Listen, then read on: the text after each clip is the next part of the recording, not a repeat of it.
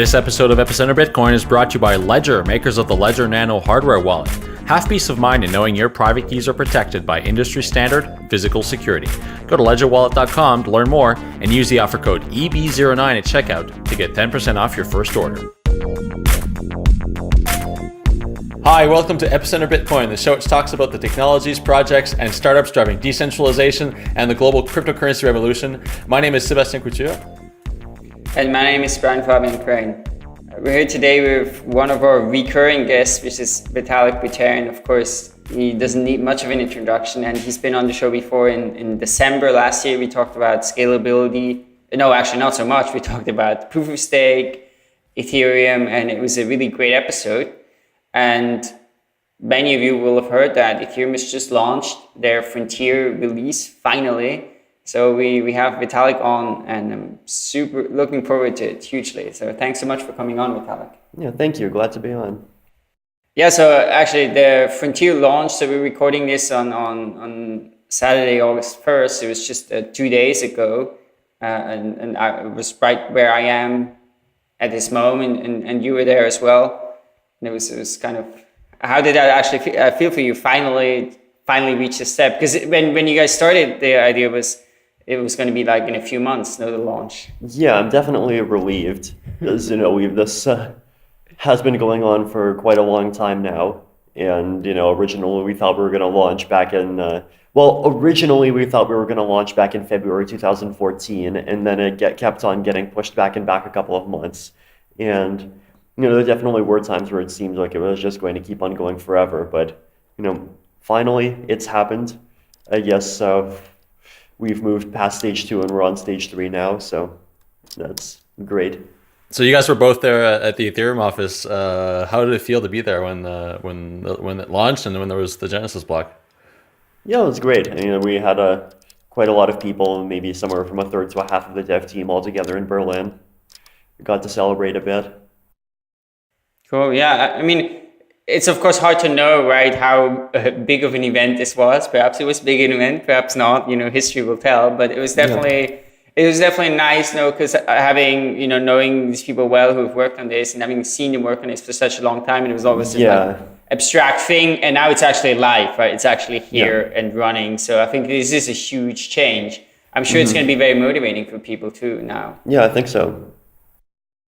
So let's get started by talking about the Frontier launch. So could you explain what is the Frontier launch in the different steps of launching Ethereum? Sure. So the Frontier launch is the first time that there is going to be the live Ethereum network, and Ether is going to be valuable. There's people are going to actually be able to develop applications on it, and they'll have confidence that whatever state those applications end up happening actually will end up carrying forward. So it's not just a testnet that'll get deleted in 2 or 3 months. It's a kind of very early developer-focused launch. So what we've done is we've sort of split up launch into these multiple stages, where the first stage is Frontier, where we, explicitly say, this is the here be dragons, no safety guaranteed network. It could easily end up having bugs on it. It's just something for miners to help get the network started and for developers to start building on it. The only interface is a command line. So this is the sort of stage that we'd like to see the Ethereum network going for a couple of months. And if it goes for a couple of months without hitches, then we'll move on to the next stage, which we're calling Homestead. And originally the plan was that Frontier would also be sort of quasi-centralized, so the Ethereum Foundation would be like checkpointing blocks every day, but we've decided there are a bunch of reasons why we can't really do that to that extent, so we ended up delaying Frontier a bit more and pushing it to the point where it's kind of halfway to where we wanted Homestead to be in the first place. So differences between Frontier and Homestead that remain are, to some extent, marketing, so it's kind of the difference between alpha and beta. There still are a few kind of default kill switch features that are in Frontier. So the main one is this thing that we're calling canaries, which is basically that there are a few contracts on the blockchain, and the core developers have the ability to send transactions to these contracts, which basically mark a particular chain as being invalid in some way. So, if, say, the blockchain forks and we decide that one fork is valid and the other fork is invalid and it's just happening because one of the clients has a bug in it, then we would launch a transaction which is specifically targeted to the bad chain, which would basically eventually get into the blockchain and basically mark it as being wrong, and everyone will automatically stop mining on it. So the clients then will automatically stop mining. Yeah, exactly. Yes. So that's something it's centralization to some degree. It's there in Frontier. It's a kind of training wheel that's going to come off in Homestead. So aside from that, Homestead is just going to have, the software is going to continue to improve, obviously. It's the point where we start recommending that people actually start building, more serious and long-term applications on it instead of basically just sort of very early development and testing. Step 3 is Metropolis. So this is where we release Mist, which is, the Ethereum browser. And Ethereum is finally going to have a GUI. Yay. If you want, you could actually download and use Mist right now. So, there is a very early version of Mist. It works. There is a wallet and a multi-sig wallet in that version of Mist. They work, but they're still sort of very alpha stage, and we're not claiming that they're kind of ready for anything close to mainstream use at this point. But at some point we're going to sort of formally release Mist, and yay, people will be able to use it. Is that also when the IDE comes out, the Mix IDE? The Mix IDE is out already. It's continuing to evolve over time, but it's there is a version you can use it. Okay, because there's some confusion around there, at least for me. Is this what you're calling now LF0, or is that something different? So Mix is a kind of piece of software that came out of LF0. So LF0 itself, is just sort of very simple GUI for the C++ client, and the sort of main direction that the C++ client is going to take is being for development, and Mix is a kind of GUI that's designed for developing contracts. Mist is the thing that came out of Go Ethereum. Okay. And so can you tell us about what other components are being released with the Frontier launch, or what, so there's some other websites like Stats, etc. Is that being released now? Okay, so Frontier release includes, number 1, the actual blockchain. Number 2, it includes the development tools, Mix. It has 2 clients. So the Go client is the one that's kind of the most audited and the most likely to be sort of free of serious security issues. C++ client is undergoing an audit right now, which should become more and more ready over the next month or so as the audit progresses. The Python client is not audited, but it's there. You can theoretically run it. It syncs to blockchain. So that's all in place. There's also a few of these sort of statistics pages. There's a stats.ethdev.com is the one that we're running. It's this sort of view of the entire network. You can see the world map. You can see, nodes mining on pretty much every continent of the world map, except for Antarctica. But then those darn penguins, I heard they like NXT more or something.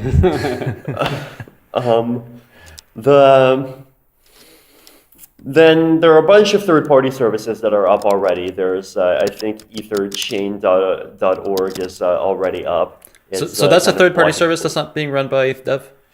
No, it's not being run by ETHDev. It's third-party. Okay. And, it's a block explorer. It's got all the blocks. It's got the transactions and accounts. It's showing a whole... Yeah. So I had a question. Why? What are the utilities of having different clients? Like, why a Go client and a Python client and a C++ client?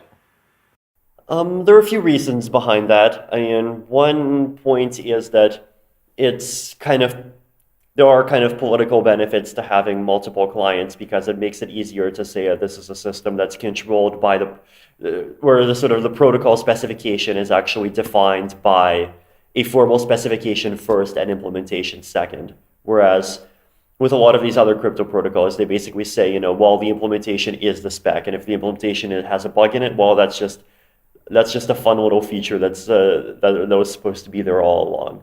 So that's basically by having multiple clients, it kind of makes it harder for one of them to start sort of running away from all the others and adding on its own extensions and so forth.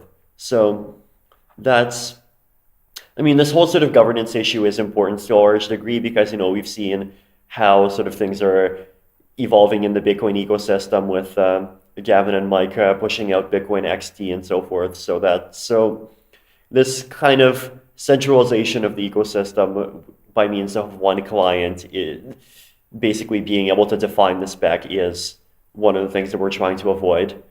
Another issue is just from a security perspective is that, by having a very, very large suite of tests and by seeing that we have 3 separate implementations that implement and pass all these tests perfectly, that just makes sure that there's a much lower probability that there are going to be any kind of security issues between these clients. So, basically you can think of one of the clients as being kind of like an automated generator of tests for the other. Now, of course, there are costs with a multiple client approach. So, one of the costs is that there's just a much larger amount of development effort that's required. So, opinions inside the team differ to some degree. Even though I was the one that was pushing this multi-client approach much harder early on, right now I do think that we overinvested in that to some degree. But it's, there are trade-offs between these things. It's definitely still an interesting experiment that I'm sure a lot of future software projects will learn from. Cool. So the launch, as far as I know, and I asked you, I think, about this yesterday or something, everything went perfectly fine, right? Mm-hmm. Yeah, I think so.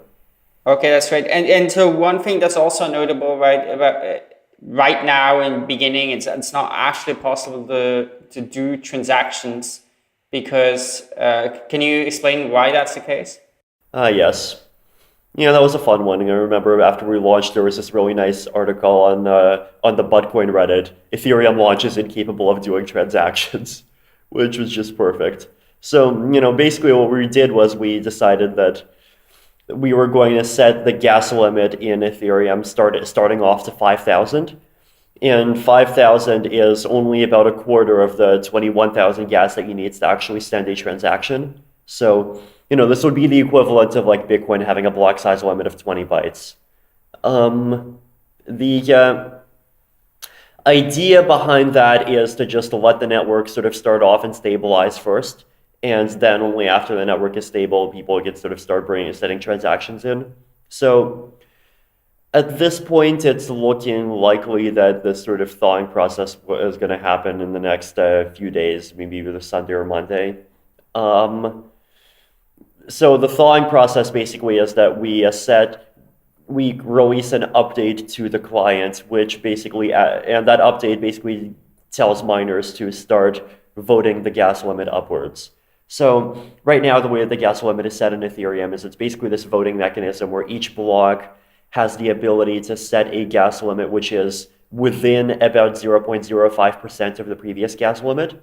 And so over time, if you think it's too low, you can sort of push it up. If you think it's too high, you can push it down. So it's a sort of voting mechanism that should target roughly the median of what all the miners want in the long term. So within that sort of protocol rule, there are, of course, different strategies for how to vote. So the current strategy is to target just the 5,000 limit. The strategy we'll update to is targeting a limit of 3141592, which is the same as we had on Olympic. Then after that, there are other strategies that we're thinking of. So one strategy that I came up with is targeting a particular uncle rate. So uncles, for those who aren't aware, is this idea in Ethereum that if you mine a block and the block doesn't make it into the main chain, you can still get included after the fact and still receive most of your reward. So the original idea behind this uncle mechanism was that if basically to avoid penalizing miners that are too badly connected, because with Ethereum having a 15-second block time, if you are badly connected, that is a serious penalty. And there might be sort of centralization issues with one particular cluster ending up having all the power and so forth.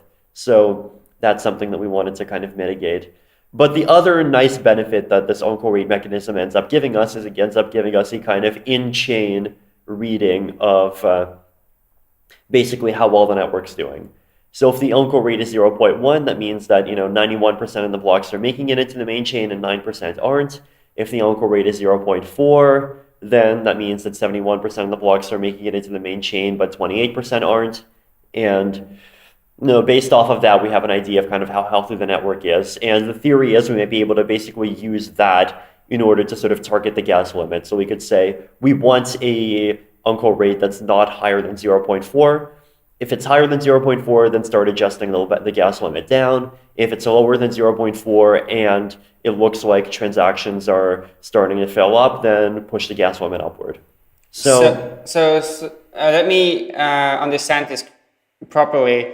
Is the reason that the gas limit is related to this uncle rate because the smaller blocks propagate faster? Yes, exactly. Okay, so then basically if you notice, blocks are propagating too slowly, there's a high uncle rate, lots of orphans are happening, you need to decrease the block size. Okay, Exactly. that's a very interesting mechanism. I think also interesting, if you think sort of Bitcoin, right? Because similar discussions happen there a lot, and it sounds like you guys.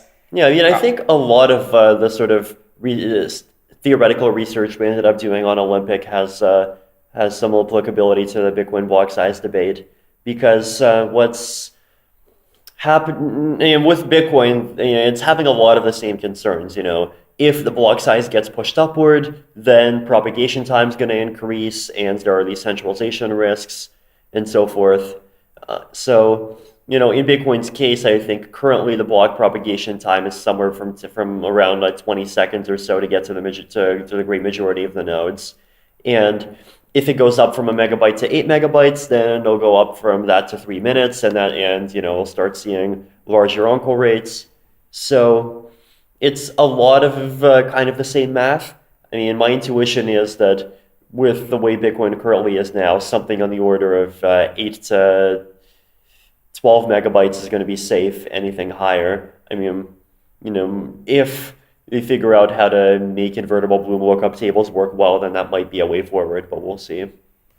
Well, let's come back to this later. We actually wanted to ask you about that. But the one thing we didn't get to talk so much about the last time we had you on, and it's a topic we wanted to talk about, is scalability. And, Yes. I think it's the one topic that you've been most interested in, and I guess it's a topic Bitcoin people are interested in as well. And then of course, you guys have the advantage that you sort of can go from scratch, really think through what way to go about it. It is quite frankly, I think, a complicated topic for us who don't spend that much time thinking about the sort of deep technical aspects of it. But you've written a really nice a white paper, which is a 50-page, very comprehensive white paper. So I just want to briefly sort of read out the problem, which I think will make sense to anybody. So in the what do you call it? The sort of the abstract, you write, so all blockchain consensus protocols have an important limitation, and that's that every full participating node in the network has to process every transaction, right? So it's pretty obvious that if that's the case, then we're going to have this sort of discussion we have in Bitcoin now. Well, the only way to scale is to make transactions huge, or maybe do some sort of off-chain thing, make the blocks huge. So what is your thinking? What is an alternative design that does scale better? I mean, to start off, there are two easy but bad ways of solving the scalability problem. So the first way is to just say, okay, let's have 1,000 blockchains. There's two reasons why that's bad. One reason is that interoperability is harder, and it becomes harder to send transactions that have effects between one blockchain and another blockchain. The other much bigger reason is that each one of these blockchains is only going to have 1,000th of the security. The second bad way of fixing scalability is to just say, let's have big blocks, and let's rely on all the consensus participants having big servers, and that's the solution. So, the first one compromises security, the second one compromises decentralization, and particularly I think some of these centralization effects might end up compounding with each other. So, for example, with mining, if we see the block size increased by a factor of 1,000, then we could easily see just about everybody use 2 or 3 mining pools and then switch to using 1 mining pool. So that's going to be a bit problematic. Now, the approach that I'm outlining in that big long paper is basically that instead of trying to have every node process every transaction, you sort of organize transactions into groups that have effects on sort of the same part of the state. And then you take these big collections of transactions and you send them off to a random sample of validators to verify. So let's say you have 10,000 transactions that affect like this sort of one corner of the map. And you might think of that corner of the map as, say, being all addresses that begin with 3.5. And so one of the important properties of this kind of design is that you actually have to sort of think a bit about positioning, and you have to kind of think about, well, okay, I have a contract and I want to position this contract sort of close to other contracts that are going to be interacting with it a lot. So, there's a sort of general theorem that it's impossible to parallelize arbitrary computation. And therefore, that means that if we want scalability, the abstraction is just going to have to be leaky to some degree. So, the idea is anyways that you have this big long set of maybe 1,000, 10,000 transactions with addresses beginning with 3.5. And this collection gets sent off to this random sample of 135 validators. Then that collection has what we call a collection header. And the collection header basically contains a hash of the collection. It also contains the state root before applying the transactions and the state root applying after the transactions. So the person who creates the collection has to figure out what the sort of very fine-grained effect of all those transactions is, and just summarize it with a Merkle root. Then once that's created, the person that creates the collection sends that collection with a bunch of Merkle proofs, with the Merkle roots, with the header, along to these validators. The validators all check that it's valid, and they all sign it. Then, when you have the signatures, you take the collection header, and then you add the 135 signatures to the collection header, and then you put that into the main chain. And the main chain basically follows a principle of, well, if 2/3 of 135 randomly selected validators say it's correct, then it's correct. So the header chain almost doesn't even know what's happening at the bottom level. And so this is the kind of principle that it's working on, that you have all of these different groups that are creating these collections, all, hundreds of collections in parallel. The collections all get signed in parallel. Then finally the signatures make their way up into the top chain. And the top chain kind of keeps track of the status of these Merkle roots, which are basically summaries of what goes on at the bottom. So, I mean, that's, of course, a design that seems to make intuitive sense, right? So you have all this stuff, you try to divide it up, give it to some subset, they process that, and then somehow you integrate it back together. But the obvious thing that jumps out here, you mentioned contracts have to be close to each other. I mean, what are the implications of that? So like I come with my random wallet. Yeah. So this, to some degree, this depends on what application you're using. So I think with Ethereum particularly, in some cases, it's not going to matter. So for example, you could imagine Augur existing in sort of one of these subspaces, then Lazuz existing in some other subspace, then some stablecoin existing in some third subspace, and so forth. And if people that use one application tends to just use one application, then it's going to work mostly fine. The problem comes from, well, what if I have some money in, or some, more generally even, what if there's some contract in, say, subspace 3.5, and it wants to send off a message to something that's in subspace 6.8? Then basically what's going to happen is that, well, one of two things might happen. There's actually sort of two strategies for handling this. There's the synchronous strategy and the asynchronous strategy. So the synchronous strategy basically says that, okay, what we're going to do is we're going to wait until there is some collection of transactions, and that processes simultaneously subspaces 3, 5, and 6, 8. Then once that collection happens, in that collection, everything can happen synchronously. Now, and the theory is eventually that collection is going to happen, the transaction is going to get in, and it's going to have exactly the effect that it's all going to work basically the way it works now. The problem with the synchronous model is that it's going to take a very, very long time until all of these sort of possible pairs of subspaces end up sort of appearing in a collection at the same time.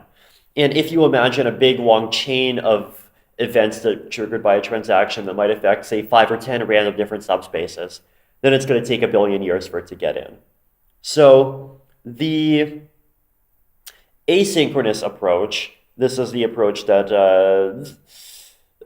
it works equally well. It works pretty well under a kind of slightly modified synchronous model. It's also one of the approaches that Dominique Williams has been working on, is that it basically, you say that if a transaction has an effect that goes into a different subspace, then basically it doesn't have the effect immediately. The transaction just kind of creates a receipt. And a receipt you can think of as being something that just sort of gets Merkle hashed in, and it's kind of registered as saying, subspace 3.5 created this receipt. Then, half an hour later, on subspace 6.8, you would say you create a transaction that kind of pings the contract on the other end. And then what that contract does is it checks, okay, are there any receipts in subspace 3.5 that are not yet registered as having been sort of used up by subspace 6.8? If there are, then it means that there are new receipts, and all of these new receipts you sort of start making a computation. So the idea is that and then when you do make a computation off of these receipts, then the receipts end up sort of in subspace 6.8. The receipt ends up being marked as used, and it can't be used anymore. So the idea is a sort of asynchronous two-step process. It's vaguely similar to Peter Todd's tree chains in some sense as well. So, you have it's a sort of debit credit system. You have, the contract in subspace 3.5 creating an effect, and then later on, the contract in subspace 6.8 takes advantage of that effect. Let's take a short break so I can take you to Paris. I dropped into La Maison du Bitcoin, the House of Bitcoin, in the heart of Silicon Sentier, home to many startups, including Ledger. And I spoke with Nicolas Bacca, Ledger's CTO, about the level of security in their devices. Ledger is based on a smart card chip that is exactly the same smart card chip that you have in banking chips and in passports today. So that's something that has been validated for the industry for more than 20 years. Today, the favorite second factor is the phone. When using a phone, you are transmitting an encrypted version of your transaction to the phone, to the screen, that can be displayed to you and validated to you. So we leverage on two insecure devices, your desktop and your phone, to create a secure validation with Ledger. And we believe that hardware wallets are very primitive today. They are just used to confirm transactions and to display some validation, and that's it. In the future, as Bitcoin protocol moves towards smart contracts, toward a lot more use cases, we believe that those devices will evolve into something that I would call consensus devices, which basically will be able to confirm for specific services, specific rules. How easy would it be to hack a ledger? It wouldn't be very easy, to be honest. I think the best would be for you to try physical attacks first, like glitching, like side channel attack. If you want to really attack it, you will need to get a bit more equipped with like a focused ion beam workstation or a scanning electron microscope. So that's going to cost you probably a few millions. And as well, you are going to be able to decap the chip. So that's going to be a bit risky for you as well. But you are free to try, of course, and let us know if you manage to do anything. Ledger is building an infrastructure which will provide the best level of security for the Bitcoin industry. You too can benefit from this technology and get an affordable, secure setup for storing your Bitcoins with the Ledger Nano. So go to ledgerwallet.com and use the offer code EB09 to get 10% off your first order. That offer code is valid until September 30th of 2015. We'd like to thank Ledger for their continued support of Epicenter Bitcoin. Are there some security implications because is a receipt as trustworthy as receiving a transaction?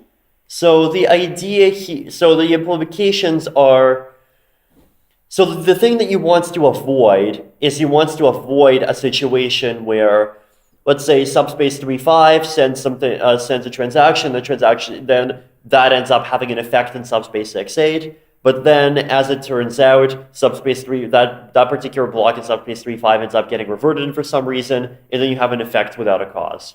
So there are two ways of avoiding that. One way is this synchronicity approach, where you basically end up saying that if subspace 3.5 ends up getting deleted, then pretty much, or reverted, then all of the sort of children in what I call the dependency cone also get reverted.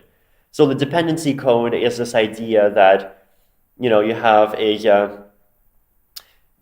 basically the block, and then every block that's dependent on the block, every block that's dependent on the block that's dependent on that block, and so forth. And so you can think of, you know, a change in one subspace as sort of eventually propagating to every other subspace in a kind of butterfly effect. So theoretically, you can calculate the dependency cone, and you can sort of revert the entire cone. The second effect, or the second idea, is that you basically say that in order for this receipt to be claimed, you have to wait until it gets finalized. So there's some point at which you have this concept of finality, where, you know, in subspace 3.5, at some point you agree that this block is never going to get reverted. And at that point, only after that point will you be able to claim this receipt in another subspace. So, look, these receipts, what they basically are is they're kind of sort of cryptographic documents basically saying, here is an event that happened in this one subspace. And then that event might be something like contract 3.5, some contract agreed to send 10,000 units of, I don't know, $E to 68154. Then, you know, later on, if, let's say, you are user 68154, then what you can do is you can create a transaction that basically pointing, hey guys, over here in subspace 3.5, I have a receipt addressed to me. So it's a sort of internal protocol mechanism for like keeping track of these sort of cross-substate events that get created. I mean, it almost reminds a bit as well of the sidechains idea, you know, of having these SPV proofs in one chain and then using that in the other chain. Yeah, you mean, you can definitely think of it as being a sidechain type protocol. Today's magic word is frontier. Frontier. Head over to letstalkbitcoin.com to sign in, enter the magic word, and claim your part of a listener reward.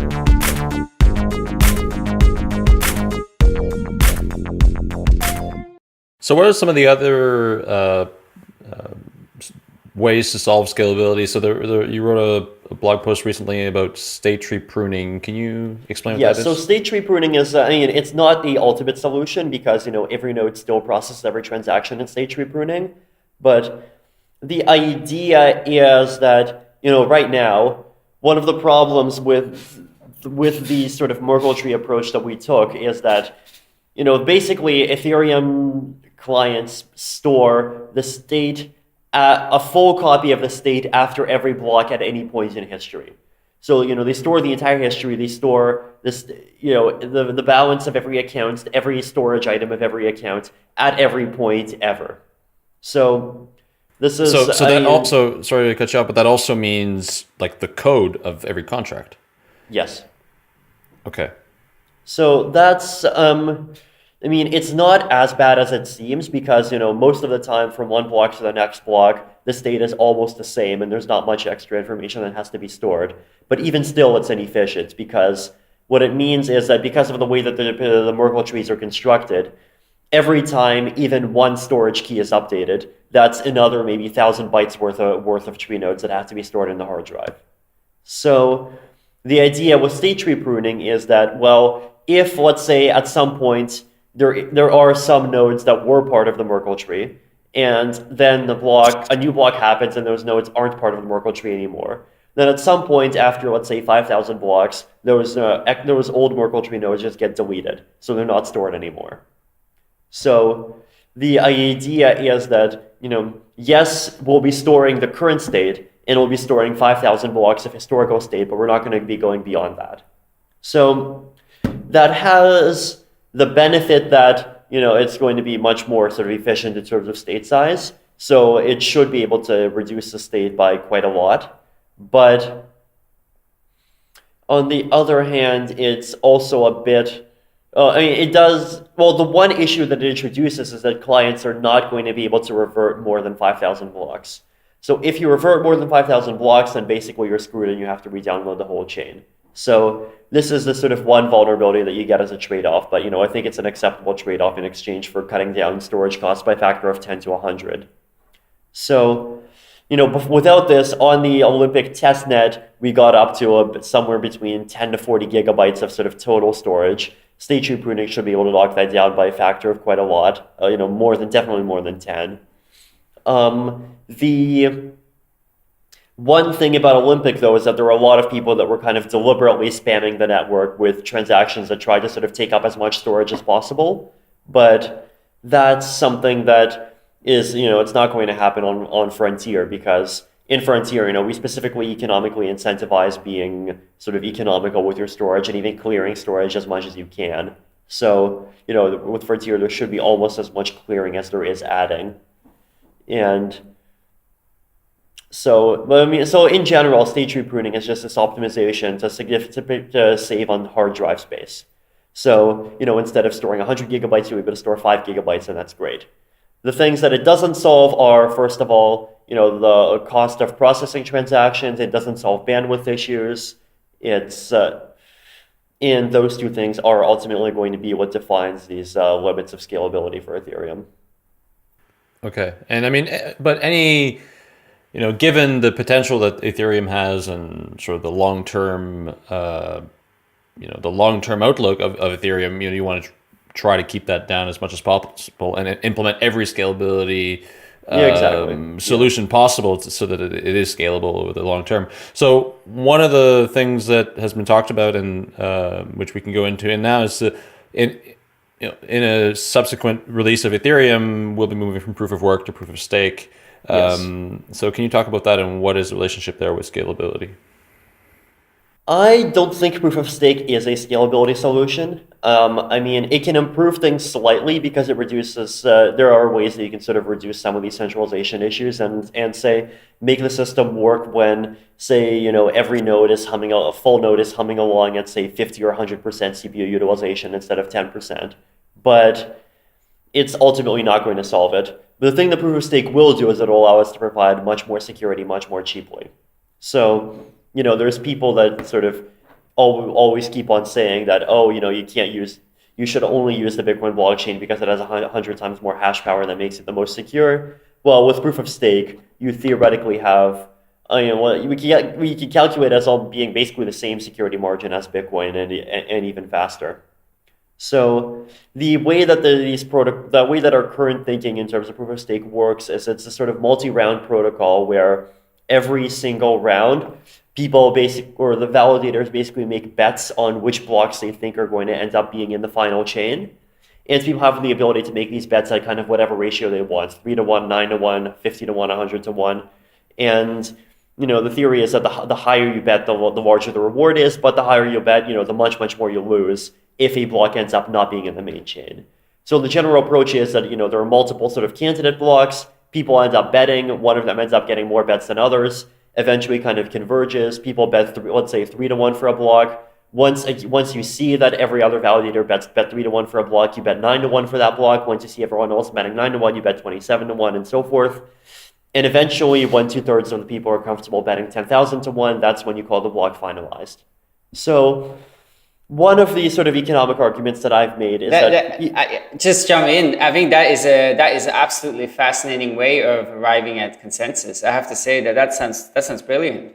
Yeah, and so one of the interesting things is that proof of work to some degree is also a betting game, because with proof of work, basically when you mine a block, you are saying, I am making a bet where I agree that if I mine this block and it gets in, then I am going to win 25 Bitcoins. But if I mine a block and it doesn't get in, then I am going to lose some number, let's say 10 or 15 Bitcoins worth of electricity costs. So to some degree, when you're actually downloading the longest chain, you actually are literally checking for, which is the chain that the majority of people are willing to bet on. So, the advantage of proof of stake here is basically that instead of the sort of amount of money at stake converging linearly, it kind of converges exponentially. Just let me jump in here and ask a little bit more about this. So if the point at which the block is like chosen and says that's the one and gets in is when the ratio is 10,000 to 1. I mean, isn't the implication that somebody, if they have a lot of financial power, could essentially just put that money up and then you can get in? The idea isn't that anyone has the ability to bet. The idea is that there are these validators, and these are like validators that put in a whole bunch of money in the proof of stake system, and each of them has the rights to vote a particular amount. So theoretically, if you have a lot of money, then yes, you could you could throw it all in and you could sort of make whatever block you want win, but that's basically equivalent to a 51% attack. So the amount that would cost is basically, more ether than there would be deposited in the stake system in general, period. Okay, no, that makes sense. So I wanted to ask about 51% attack. So what does a 51% attack look like in Ethereum? In proof of work Ethereum or proof of stake Ethereum? Well, let's both. Proof of work Ethereum is just like Bitcoin. You just mine your own, go 100 blocks back, mine your own chain. Your chain is longer, and bam, you win 100 blocks to get reverted. That's not different at all. In proof of stake, it's so there's two possibilities. One possibility is a sort of attack before finality, and the other possibility is sort of attack after finality. So before finality, theoretically, it might be possible for you to sort of slightly bribe all of the voters to sort of switch over from one particular block to another. And, you might be able to have some amount of influence there. But after, we don't sort of treat that as being too much of a problem because, well, the block is not supposed to be finalized at that point anyway. After finality, what that basically means is that these validators basically stakes their entire security deposits on that particular block being finalized. So one thing that could happen is if 2/3 of the validators end up basically wanting to create a new fork, then they can say, okay, well, we already voted on that block, but we're also going to vote on this new block. And when that happens, that means that all of these validators are going to have to lose their security deposits on but they'll be able to sort of make two chains, and those two chains will look indistinguishable from each other.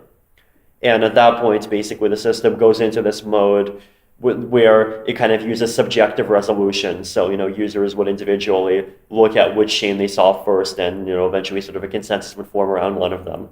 But this is the kind of emergency mode. The cost of it should be basically economically equivalent to buying more ASICs than the rest of the Bitcoin network combined, and at that point, basically having the power to sort of screw up with it to whatever extent you want in any case. And so with double spending, so in Ethereum, we have two types of transactions, right? So we have the monetary transaction of financial nature, and then we have contracts. What is the risk of double spending on a contract? Does that look like, you can rerun the contract? So the idea basically is that you'd be able to revert blocks, and when you revert blocks, that means that, if there was some instance where A happens before B, then in the new blockchain you created, you might have a situation where B happens before A. So one example of a 51% attack might be is that, let's say I register on the Ethereum name registry, Vitalik.eth. Then you decide, I'm an evil advertiser. I want to have that page for myself, and I want to create ads about pornography on that site.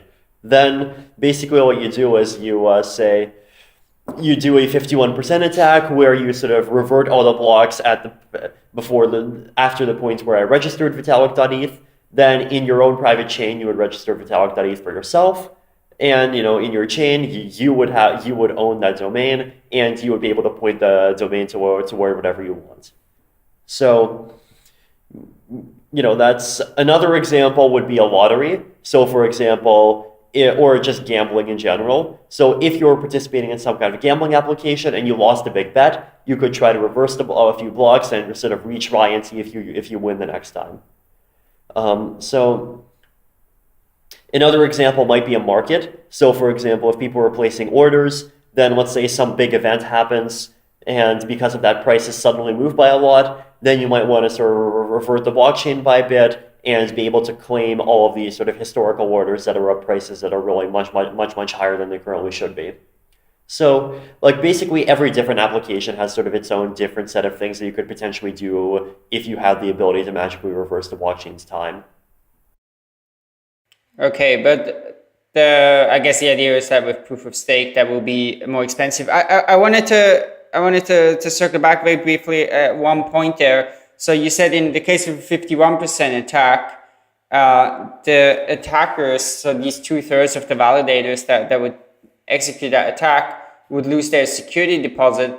But how is that possible if the chain is forked? Wouldn't then they be able, at least on that fork that they control, to still have that security deposit or to roll back to a point where they had it? So actually, so basically this, it depends. So theoretically, they control the chain and they can refuse to accept transactions. But I wrote this blog post on censorship a few weeks back where I basically pointed out that, if even a sort of a monopoly coalition of users controls a particular chain, and they want to sort of make that chain available to everyone, then there are going to be ways to kind of sneak transactions into the chain that ends up having the effect of basically, doing just about anything. And one of those things could be destroying security deposits. So it's they theoretically would be able to, but at the cost of basically, destroying the functionality of the entire network. And at that point, the value of their security deposits will be knocked down to zero in any case. You're listening to this show in parts thanks to all the support we get from our great sponsors. We have some fantastic companies we work with, and we're very proud of what they do and of their products and the companies we're happy to stand behind. Every week, we reach a large audience of thousands and thousands of people deeply involved in the Bitcoin cryptocurrency space, people running companies, people having a lot of influence, and people who are just enthusiastic about technology, about progress, and about the future. So if you're involved in a project or startup and think that reaching our audience could help you, email show@epicenterbitcoin.com and let's talk. So just very briefly before we move on, besides the main client, right, some of the things you guys are working on is Whisper and Swarm. Yes. What's their role, particularly in the context of scalability? Are those relevant for scalability as well? So and maybe Whisper. They are they aren't relevant to blockchain scalability, but they definitely are relevant to application scalability because applications definitely should be doing a whole bunch of things off the blockchain, so that if you don't need consensus on them. And just for listeners who aren't aware of that, so Whisper is the file store. No, Whisper is a messaging system, a decentralized messaging, and Swarm is a file storage system, or the other way around. Yeah. Mm-hmm. Correct. Okay, so you briefly mentioned before the topic of governance, and that's actually something we wanted to talk about. I think it's something that's really important that we start covering more because it's a tricky topic that's sort of under discussed. And we're going to have Gavin and Andreessen on soon to talk about this topic as well. So in this context, you guys just added a new foundation board. Yes. Can you tell a bit about that and what's going to be the role of the foundation board in the development of Ethereum? So we brought in a new executive director, Ming Chan, and also this 3 new members to the foundation board. So in the foundation board, is going to be the board of the foundation, the sort of governing group that sort of ultimately makes decisions.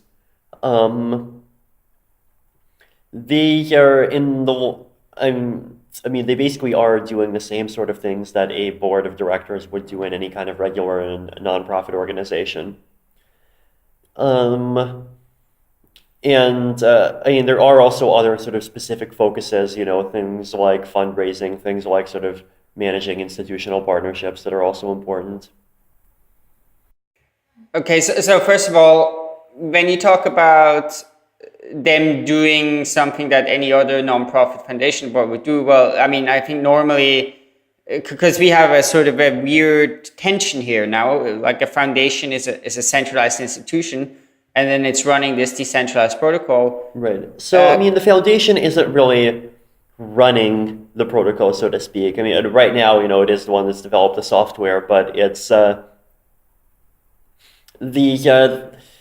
foundation is going to have sort of a lot of, I guess, moral authority over it, but, moral authority is basically all that there is. So, if the foundation ends up acting in some way that's objectionable, then people can create sort of a different thing and call it Ethereum, and, the Ethereum ecosystem will ultimately kind of end up following that. So there's one thing to point out here. Most of the people on the board are not, I mean, apart from yourself, are not from the crypto space. Was that a choice? Right. Yes. Or did that just sort of happen because of the people that, and why did you choose to do that? In part because we wanted to sort of help expand Ethereum beyond just the existing crypto space and try to push hard toward, sort of mainstream institutional adoption. It's, basically just part of this whole idea of expanding, that I've been caring about quite a lot over the past half year, is really just expanding beyond the sort of small crowd that's sort of congregating around things like Bitcoin and altcoins, and moving it toward, opportunities to actually sort of help people on a large scale. And doing that necessarily involves having sort of input from people that are from these more traditional industries. Yeah, I mean, that definitely does make sense. Now, the foundation will have the task of managing the funds that were raised on the crowd sale, and so essentially how it works for people who don't know is that there's a foundation who has the funds from the crowd sale, and they pay ETHDev, which is a for-profit company developing the software. I'm curious, like, what will that look like in the future? Like, how much money is left from that crowd sale, and what is the business model for ETHDev? Importantly, this idea of ETHDev being a for-profit company, I mean, technically it's registered as a company, but it is a subsidiary of the foundation. So this isn't like myself, Gavin, and Jeff have shares and we're sort of contracting with the foundation right now. It's ETHDev is basically an arm of the foundation. Now, in terms of how things are going to go in the future, there definitely are sort of a lot of people inside Ethereum that are heavily interested in doing their own thing, and that'll entail starting a company. I think we'll see multiple companies. There's people are interested in going toward applications. Some people are interested in sort of staying and working on the core. So, I mean, I think it's going to be impossible to avoid sort of some kind of diaspora effect in that sense. But I think ultimately, which organizations we're involved with might not necessarily matter too much, because we're ultimately all going to be in the same Skype groups. We're all going to be developing the same sort of stuff, and in any case. And in the long term, like, it's one of the ideas was for the foundation to take on sort of a more, I guess, advocacy and communication focused role. But I think we're still deciding the extent to which it'll be that, and the extent to which the foundation will sort of directly be running and managing development. So then is the idea that ETHDev continues to be the core developer of the software, or that all these smaller companies, spin-off companies, then... I think the spin-off companies are going to end up doing increasingly more over time. I think like a good outcome would be something similar to Linux, where 75% of the code is just written by companies in the space. With the foundation right now, in terms of how much money it has left, the foundation's current capital is, I believe, somewhere on the order of $1.5 to $2 million or so, not including the Ether. Now, including the Ether, of course, there's quite a bit more. And right now, nobody knows really what the exact price of Ether is. If I check on coinmarketcap.com for Ether coin, that's obviously sort of one of the bellwethers that I guess some people are looking at, but it's so I think somewhere around it's $3. currently at 280. There are exchanges where you have bid orders already popping up. Some of them are going like somewhere on the order of $1 to $2. So it's very hard. I mean, right now it's hard to say. Once this sort of thawing process happens in 3 or 4 days and we actually start seeing a large amount of volume, then I guess we'll see just how rich the foundation is. I mean, it could end up sort of surviving for any amount of time between 6 to 8 months and something like that. And I mean, if Ethereum really goes up, then forever. But then it's important to note that Ether isn't the only route for the foundations to get funding for continued development. So there are just sort of plain old donations and sort of Bitcoin Foundation style memberships. There's a lot of possibilities, and that's one of the important points that the board and the directors are actively working toward. Okay, so that's very interesting. One of the things that I was talking with Taylor Gehring at some point, and he mentioned the topic of private blockchains, and he mentioned that Ethereum was specifically set up to support that. And I also saw on, I think Sebastian, you saw it on one of the pages, it mentioned basically how you can say an identifier and basically run sort of your own private Ethereum network. What role do you see for that? Do you think that's going to become a frequent usage, or do you think most? Yeah, I think there's going to be lots of private networks. I know a lot of groups that are very interested in that concept already. And for what applications do you think these private networks make sense, and for what applications do you think people would choose the main Ethereum network? So I actually have a blog post on this that I'm going to publish in the next couple of days. But the general idea is, both categories have different advantages. So with private networks, for example, it's sort of easier for whoever is creating the application to sort of have control over it, to have the ability to quickly update things if they need to reverse transactions and so forth. Things are also you can also have much lower latency, faster transaction confirmations. You can also have potentially cheaper transactions, higher scalability, and a higher transaction throughput. Now, with that particular part of the calculation, I think is going to change a lot once scalability comes in. But this is the world we live in right now. Public blockchains, they have two benefits. One of them is the no trust aspect. So you can create applications where even you don't have full control, and or even the developer of the application either has no control or partial control. The second thing that's kind of important is a sort of network effects argument.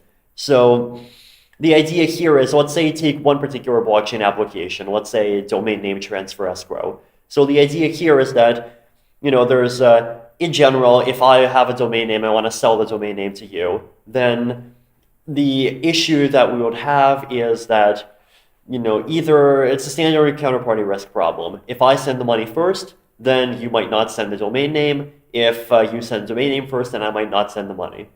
And in general, we have entities on the internet that work to solve this counterparty risk problem that are just escrow providers, but they charge 3 to 6%.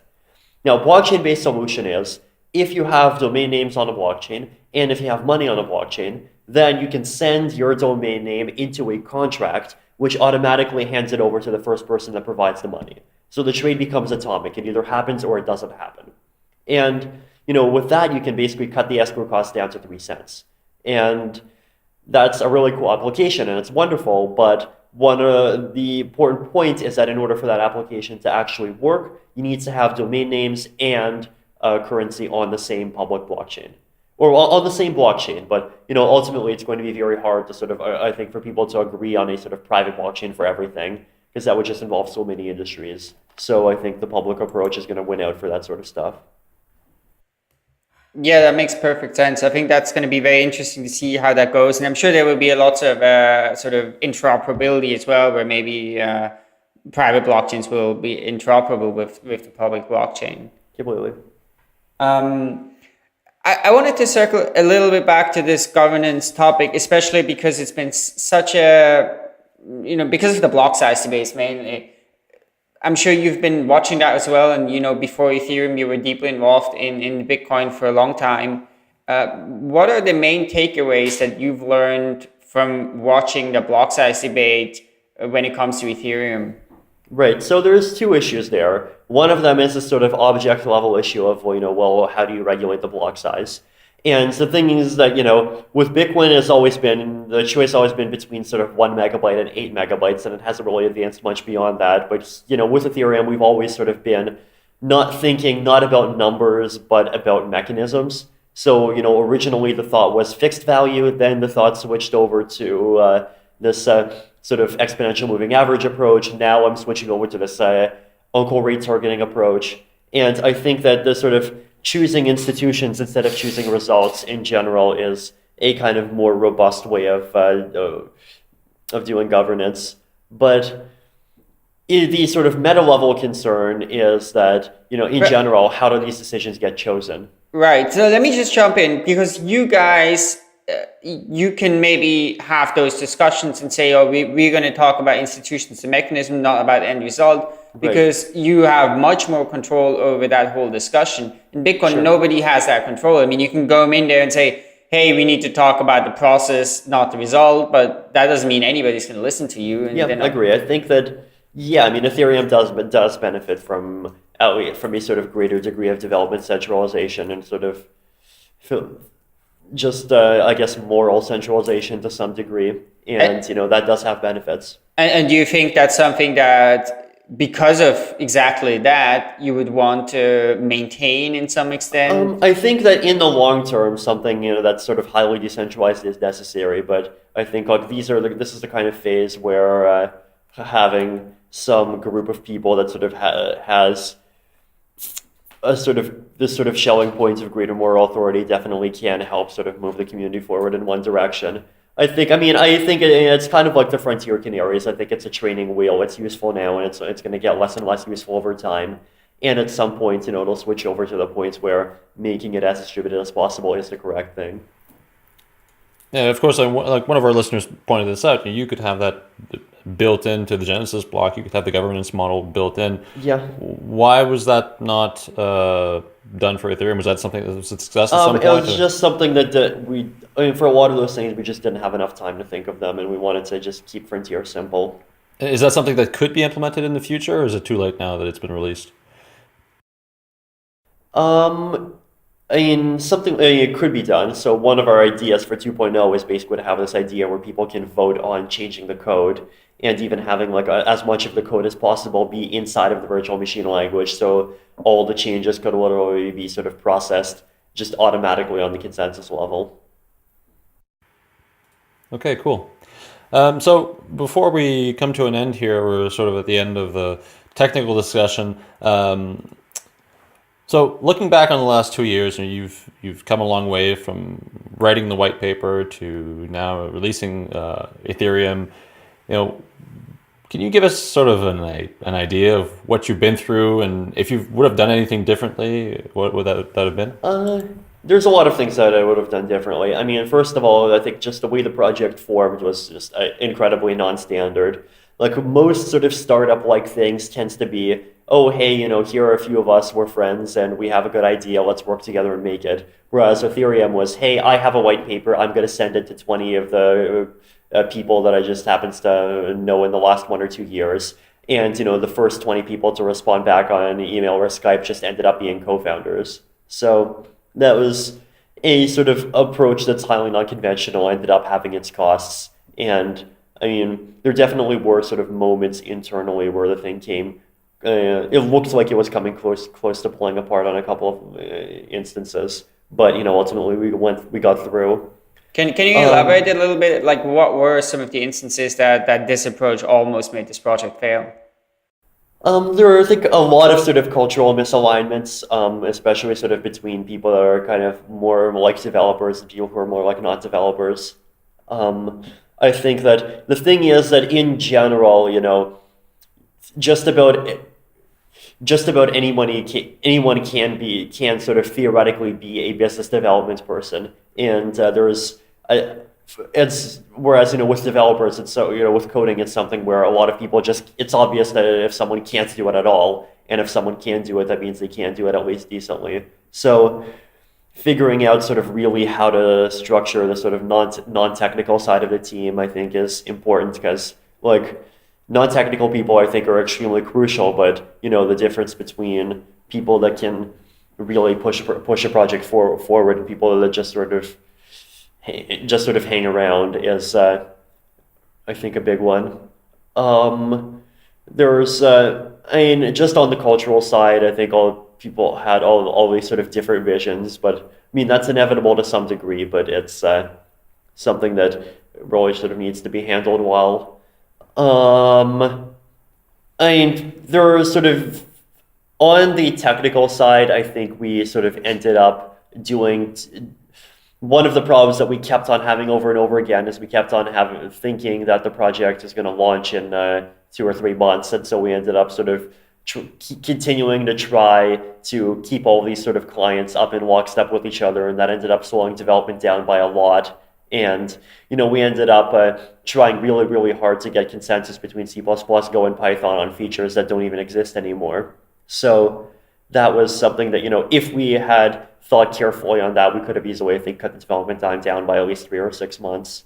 In terms of just costs, there were a lot of costs that we had early on that we didn't need to have. These sort of $1.7 million that we spent even before the crowd sale, I think, obviously could have been greatly optimized.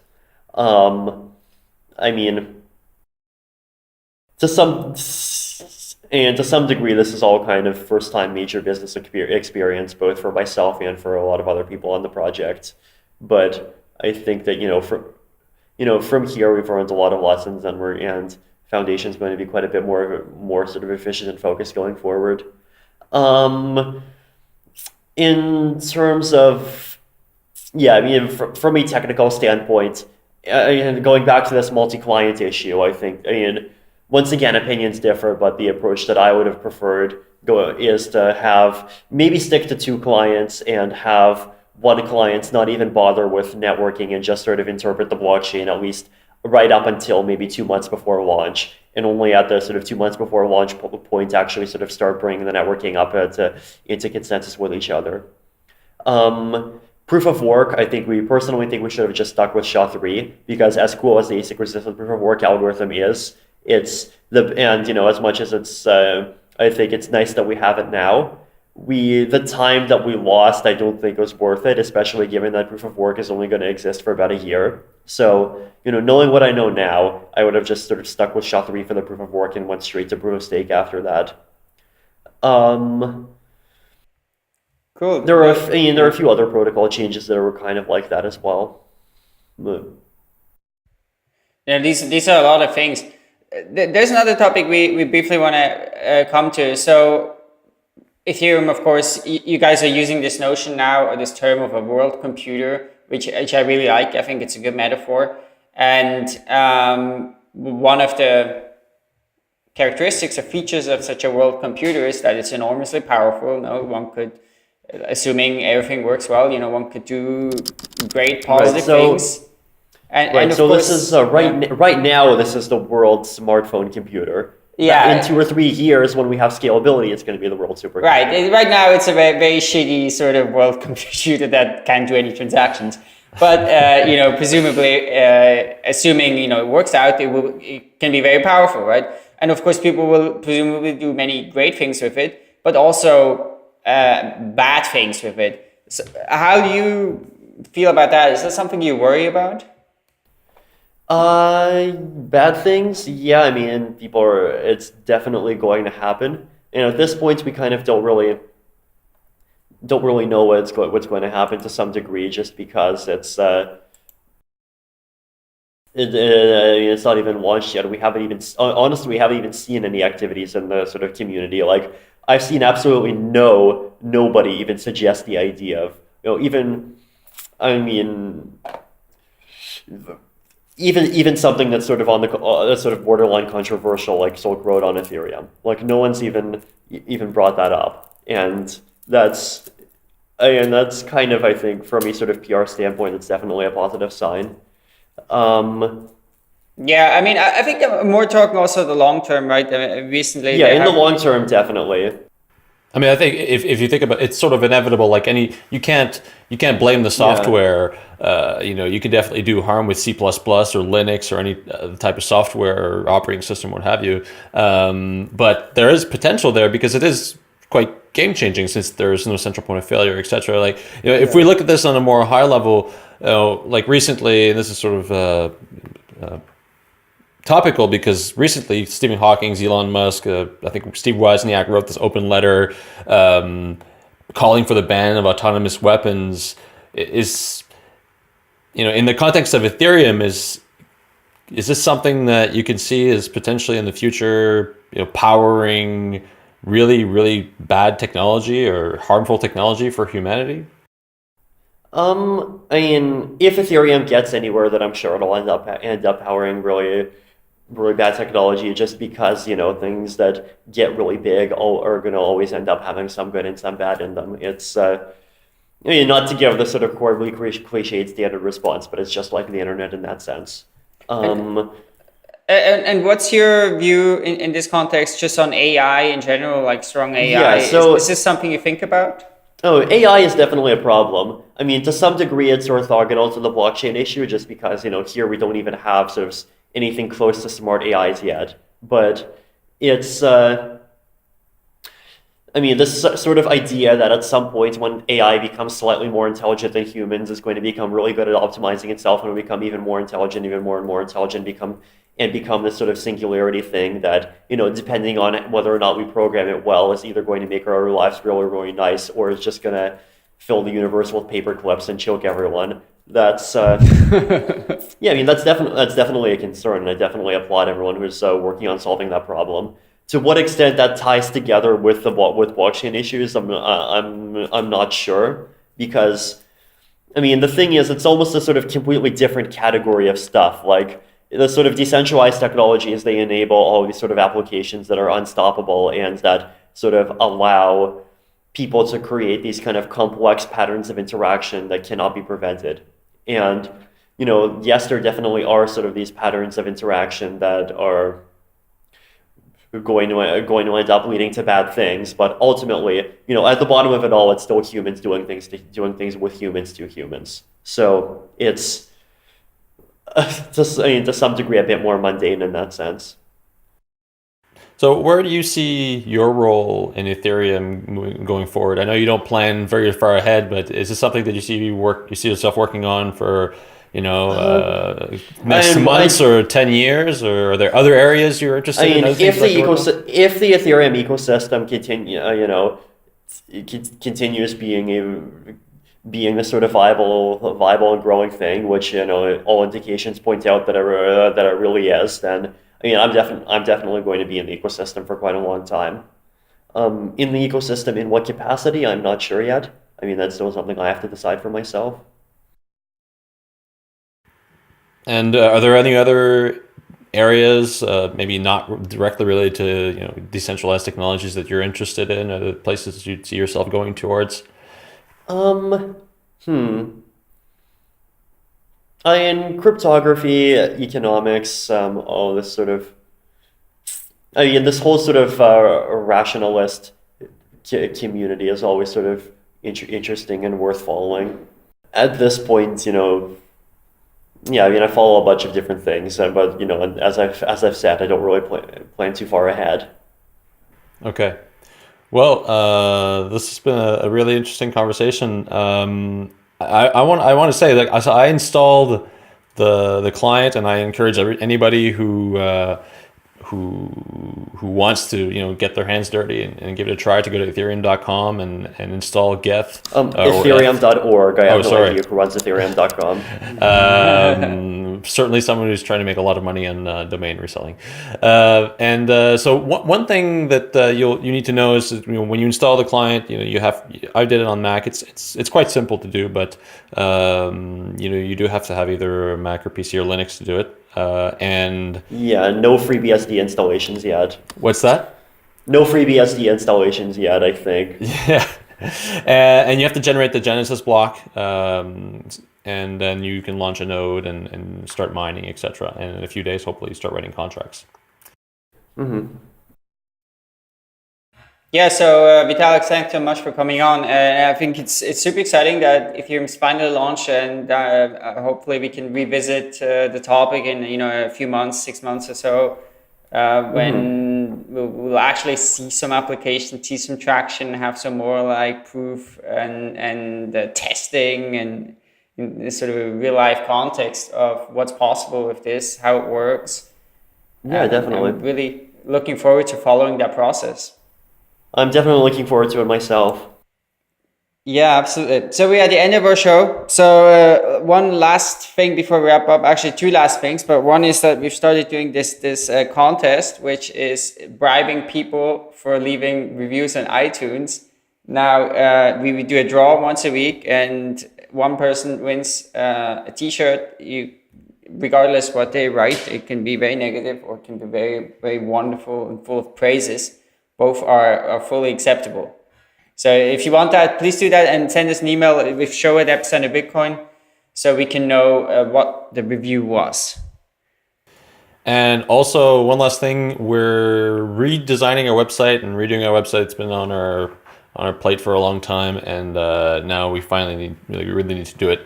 And so we're looking for a WordPress developer. So anybody who knows WordPress, who knows how to do HTML, CSS, who likes to use Gulp, all these web technologies, should get in touch with us and hopefully help us build our new website.